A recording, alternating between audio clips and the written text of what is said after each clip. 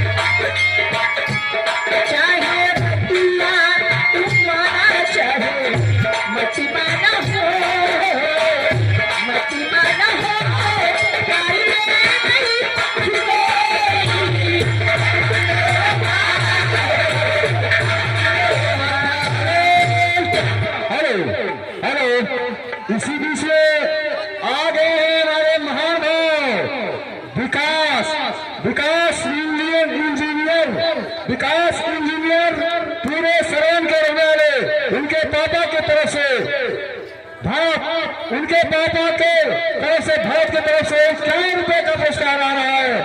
Engineer के पापा की तरफ से पूरे सरवन के रहने वाले हैं। 51 रुपए का पुरस्कार है और संयुक्त पार्टी को से लाख बात दिया जा रहा है। हार्दिक स्वागत है।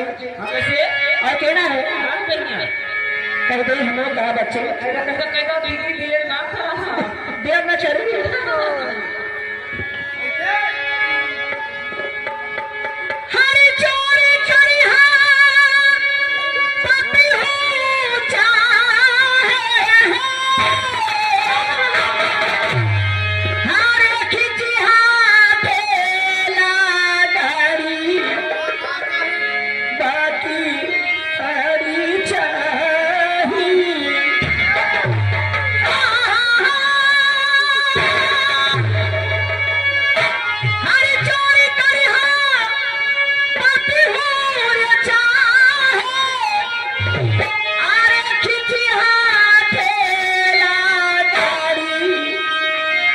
बाकी साड़ी चाहिए हरी कबिले भीजी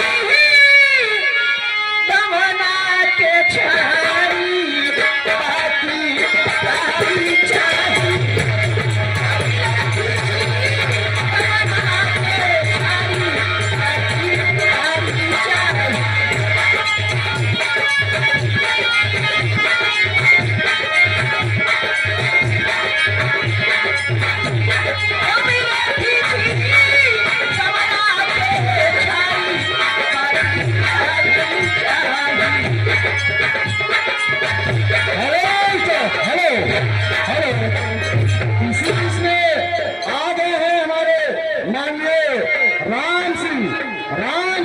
राम सिंह सोनार तैयारी के रहने वाले हैं। मछली खरीदे थे बुझाऊ राम सिंह सोनार के यहाँ। राम सिंह सोनार तैयारी के रहने वाले 11 रुपए का पुरस्कार है और संगीत पार्टी में